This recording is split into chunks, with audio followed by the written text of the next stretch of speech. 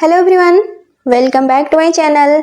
आज है 29 जुलाई और आज हम लोग पढ़ेंगे 29 जुलाई के सभी इंपॉर्टेंट करंट अफेयर्स के क्वेश्चंस को और साथ ही सभी क्वेश्चन से जुड़े इंपॉर्टेंट फैक्ट्स भी डिस्कस करेंगे। तो चलिए स्टार्ट करते हैं आज का सेशन। तो आज का पहला सवाल है, विश्व प्रकृति संरक्षण दिवस कब मनाया जाता है? तो हर साल 28 जुलाई को विश्व प्रकृति संरक्षण दिवस के रूप में मनाया जाता है। इस दिवस की शुरुआत साल 1998 में की गई थी। साल 2025 के लिए इस दिवस की थीम है लोगों और ग्रह को जोड़ना, वन्यजीव संरक्षण में डिजिटल नवाचार की खोज। यह दिवस प्रकृति संसाधनों जैसे कि वन, जल, मिट्टी, जीव जंतु, पौधे आदि का संरक्षण करने की प्रतिबद्धता को दर्शाता है ताकि आने वाली पीढ़ियां स्वच्छ हवा, पानी, भोजन और आश्रय प्राप्त कर सकें। अब व्यक्तिगत तौर पर हम प्रकृति का संरक्षण करने के लिए क्या योगदान कर सकते हैं? तो पौधे लगा सकते हैं, प्लास्टिक का उपयोग कम कर सकते हैं, पानी और ऊर्जा की बचत कर सकते हैं, कचरे का प्रबंधन कर सकते हैं, सार्वजनिक परिवहन, साइकिल या फिर पैदल चलने को प्राथमिकता दे सकते हैं। भारत में प्रकृति के संरक्षण के लिए लाइफस्टाइल फॉर एनवायरनमेंट के तहत अभियान चलाए जाते हैं, जिसे कि स्कूलों, कॉलेजों और नागरिक समूहों द्वारा अपनाया जाता है। तो आंसर हो जाएगा ऑप्शन डी, 28 जुलाई। अगला सवाल है, विश्व हेपेटाइटिस दिवस कब मनाया जाता है? तो विश्व हेपेटाइटिस दिवस हर साल 28 जुलाई को मनाया जाता है। दरअसल साल 1965 में डॉक्टर बारोच ब्लूमबर्ग ने हेपेटाइटिस बी वायरस की खोज की थी। इस दिन को चिन्हित करते हुए यह दिवस मनाया जाता है। साल 1981 में दुनिया की पहली हेपेटाइटिस बी वैक्सीन भी आ गई, जबकि वर्तमान में आज तक हेपेटाइटिस सी के लिए टीका उपलब्ध नहीं है। हालांकि साल 2014 में हेपेटाइटिस सी के लिए दवाइयां भी आ गई थी, जो कि आज भारत में भी उपलब्ध है। अब कुछ आंकड़ों की बात करें तो साल 2022 में वैश्विक स्तर पर 31 करोड़ लोग क्रोनिक हेपेटाइटिस बी और सी से पीड़ित थे, जिनमें से कि 13 लाख लोगों की मृत्यु इस बीमारी से हो गई। हेपेटाइटिस बी और सी वायरस संक्रमित रक्त, शरीर के तरल फ्लूइड्स या फिर मां से बच्चों में फैलते हैं, जबकि हेपेटाइटिस ए और ई दूषित पानी की वजह से फैलते हैं। साल 2025 के लिए इस दिवस की थीम है हेपेटाइटिस इंतजार नहीं कर सकता। अब हेपेटाइटिस और भारत, तो भारत में साल 2007 में वैश्विक टीकाकरण कार्यक्रम के तहत देश में नवजात शिशुओं और बच्चों को हेपेटाइटिस बी का टीका लगाए जाने की शुरुआत की गई थी। वर्तमान में भारत में 3 करोड़ लोग हेपेटाइटिस बी और 55 लाख हेपेटाइटिस सी से पीड़ित हैं। साल 2018 में राष्ट्रीय वायरल हेपेटाइटिस नियंत्रण कार्यक्रम की शुरुआत की गई, जिसका उद्देश्य है साल 2030 तक हेपेटाइटिस बी और सी टाइप का देश से उन्मूलन करना।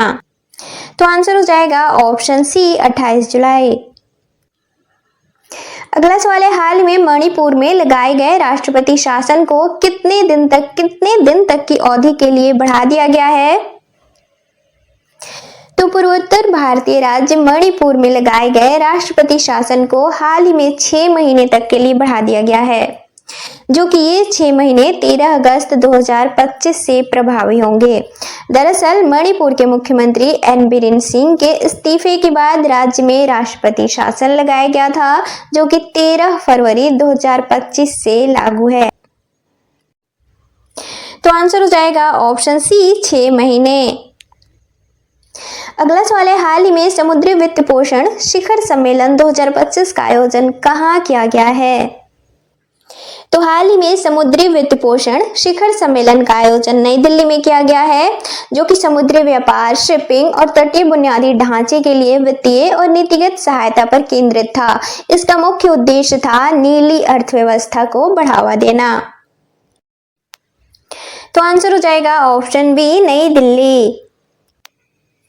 अगला सवाल है, पुरुष एशिया कप क्रिकेट टूर्नामेंट 2025 का आयोजन किस देश में किया जाएगा?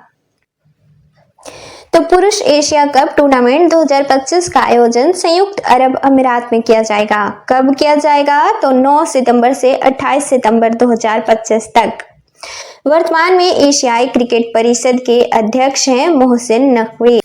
तो आंसर हो जाएगा ऑप्शन सी, संयुक्त अरब अमीरात।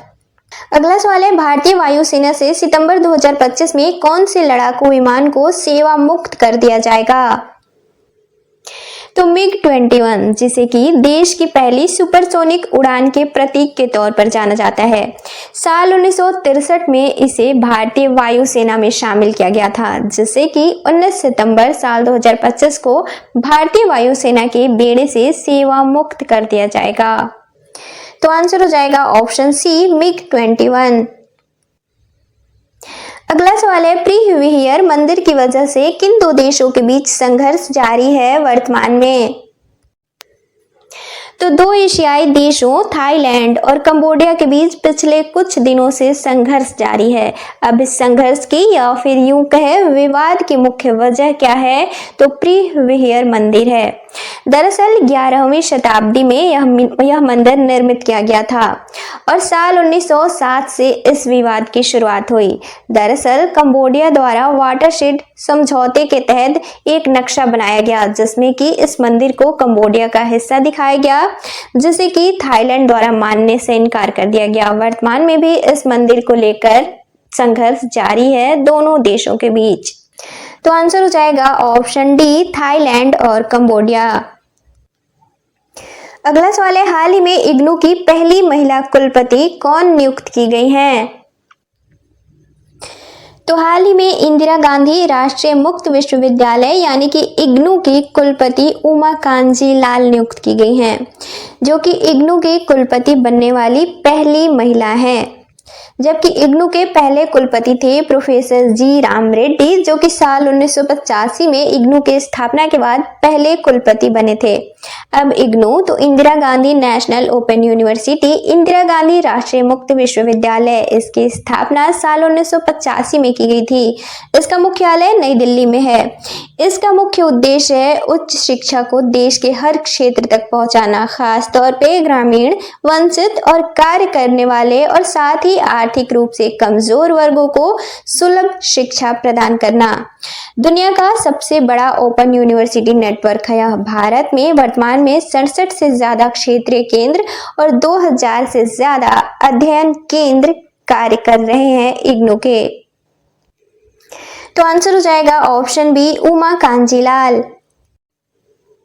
अगला सवाल है, हाल ही में इसरो अध्यक्ष वी नारायणन ने किस वर्ष तक भारत के अंतरिक्ष स्टेशन निर्माण की बात कही है? तो इसरो अध्यक्ष वी नारायणन ने हाल ही में साल 2035 तक भारत के अंतरिक्ष स्टेशन के निर्माण की बात कही है और साल 2028 तक पहला मॉड्यूल कक्षा में स्थापित करने की भी बात कही है। अगले 3 वर्षों में अंतरिक्ष में उपग्रहों की संख्या 3 गुनी की जाएगी भारत की। वर्तमान में अंतरिक्ष में भारत के 55 उपग्रह हैं। तो आंसर हो जाएगा ऑप्शन डी, 2035। अगला सवाल है, डेयरी क्षेत्र को बढ़ावा देने के उद्देश्य से दूध सब्सिडी योजना किस राज्य सरकार द्वारा शुरू की गई है? तो राज्य में डेयरी क्षेत्र को बढ़ावा देने के उद्देश्य से हाल ही में असम सरकार द्वारा दूध सब्सिडी योजना की शुरुआत की गई है। इस योजना के तहत संगठित क्षेत्र के दूध पहुंचाने वाले डेयरी किसानों को प्रति लीटर 5 रुपए की सब्सिडी दी जाएगी। अधिकतम 30 लीटर प्रतिदिन पर यह योजना लागू होगा। अब इससे फायदे क्या होंगे? तो 20,000 डेयरी किसान लाभान्वित होंगे इससे, राज्य के 601 सहकारी समितियों से जुड़े हैं। वित्त वर्ष साल 2025-26 के लिए 10 करोड़ का प्रावधान इस योजना के लिए किया गया है। तो आंसर हो जाएगा ऑप्शन बी, असम। अब असम, तो असम की राजधानी है दिसपुर। यहाँ के वर्तमान मुख्यमंत्री हैं हेमंत बिस्वा शर्मा, वर्तमान राज्यपाल हैं लक्ष्मण प्रसाद आचार्य और हाल ही में असम में न्यूज एंकर अंकिता को लॉन्च किया गया है। अब असम अपनी सीमा किनसे साझा करता है? तो 7 राज्यों से और 2 अंतर्राष्ट्रीय सीमा साझा करता है। पूर्व में नागालैंड और मणिपुर से ये राज्य हैं, पश्चिम में पश्चिम बंगाल से ये भी राज्य है, दक्षिण में मेघालय, त्रिपुरा और मिजोरम से ये भी राज्य हैं, उत्तर और पूर्व में अरुणाचल प्रदेश से ये भी राज्य हैं, जबकि अंतर्राष्ट्रीय सीमा भूटान और बांग्लादेश से साझा करता है। अगला सवाल है, हाल ही में पेन अनुवाद पुरस्कार से किसे सम्मानित किया गया है? तो पेन अनुवाद पुरस्कार हाल ही में साल 2025 के लिए पेन ट्रांसलेट अवार्ड से गीतांजलि श्री को सम्मानित किया गया है, जो कि भारतीय हैं। यह सम्मान इन्हें वंस एलिफेंट्स लिव्ड हियर के लिए दिया गया है, जो कि हिंदी में था, जिसका अंग्रेजी में अनुवाद डेजी रॉकवेल द्वारा किया गया है, जो कि अमेरिकी अनुवादक है। इससे पहले साल 2022 में गीतांजलि श्री को अंतर्राष्ट्रीय बुकर पुरस्कार से भी सम्मानित किया जा चुका है, जो कि इन्हें यह सम्मान रेत समाधि के लिए दिया गया था, जिसका अंग्रेजी में अनुवाद डेजी रॉकवेल द्वारा किया गया था। यह पहली हिंदी भाषा की पुस्तक थी जिसे अंतर्राष्ट्रीय बुकर पुरस्कार से सम्मानित किया गया। तो आंसर हो जाएगा ऑप्शन ए, गीतांजलि श्री। अब कल के क्वेश्चंस का रिवीजन करेंगे। तो कल का पहला सवाल था, हाल ही में कृषि समृद्धि योजना की शुरुआत किस राज्य सरकार द्वारा की गई है? तो इसका राइट आंसर था ऑप्शन डी, महाराष्ट्र। अगला सवाल था, हाल ही में भारतीय प्रधानमंत्री किस देश के स्वतंत्रता दिवस समारोह में मुख्य अतिथि के तौर पर शामिल हुए हैं? तो इसका राइट आंसर था ऑप्शन बी, मालदीव। अगला सवाल था, किस राज्य में भारत का पहला पूर्णतः स्वदेशी 50 किलोवाट का भूतापीय संयंत्र स्थापित किया जाएगा? तो इसका राइट आंसर था ऑप्शन डी, अरुणाचल प्रदेश। अगला सवाल था, हाल ही में भारतीय बीमा नियामक एवं विकास प्राधिकरण के अध्यक्ष कौन नियुक्त किए गए हैं? तो इसका राइट आंसर था ऑप्शन सी, अजय सेठ। अगला सवाल था, भारत की नई सहकारिता नीति 2025 को कहां से लॉन्च किया गया है? तो इसका राइट आंसर था ऑप्शन ए, नई दिल्ली। अगला सवाल था, हाल ही में लॉन्च दलित और महिला उत्थान में डॉक्टर अंबेडकर का योगदान नामक पुस्तक किसके द्वारा लिखी गई है? तो इसका राइट आंसर था ऑप्शन ए, विक्रम सिंह डुमोलिया। अगला सवाल था, हाल ही में भारतीय सेना को किस देश से अपाचे हेलीकॉप्टरों की पहली खेप प्राप्त हुई है? तो इसका राइट आंसर था ऑप्शन सी, अमेरिका। और कल के वन लाइनर के सवाल थे। पहला था, हाल ही में किस देश ने मीठे पेय पदार्थों पर चीनी आधारित कर लागू किया है? तो यूएई ने। अगला था, किस शहर में वर्ल्ड फूड इंडिया के चौथे संस्करण का आयोजन किया जाएगा? तो नई दिल्ली में। अगला था, हल क्रीडन किस खेल से संबंधित है जिनका हाल ही में निधन हो गया है? तो कुश्ती से। अगला था, भारत की पहली खनन पर्यटन परियोजना की शुरुआत कहाँ की गई है? तो झारखंड में। अगला था, हाल ही में समुद्री स्लग की नई प्रजाति की खोज किस देश में की गई है? तो इंडोनेशिया में। अगला था, जर्मनी में आयोजित वर्ल्ड यूनिवर्सिटी गेम्स में भारत की वैष्णवी अदकर ने कौन सा पदक जीता है? तो कांस्य पदक। अगला था, हाल ही में आषाढ़ी तिरुवथिरे उत्सव का आयोजन कहाँ किया गया है? तो तमिलनाडु में। अगला था, अंतर्राष्ट्रीय न्यायिक कल्याण दिवस कब मनाया जाता है? तो 25 जुलाई को। और कल के सेशन का लास्ट क्वेश्चन था, हाल ही में विश्व 6 रेड स्नूकर का खिताब किसने जीता है? तो रिले पॉवेल ने।